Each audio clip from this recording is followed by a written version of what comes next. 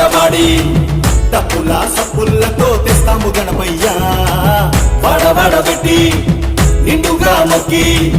పూజలే హోరుగా చేస్తాం మా బుజ్జి గణపయ్యా 9 రోజుల పండుగ వచ్చేనంట చూడయ్యా నమ్మిన దేవుడు నువ్వే మమ్మే కాచగరావయ్యా చిన్న పెద్దలంతా వచ్చే శరణు శరణు నీవయ్యా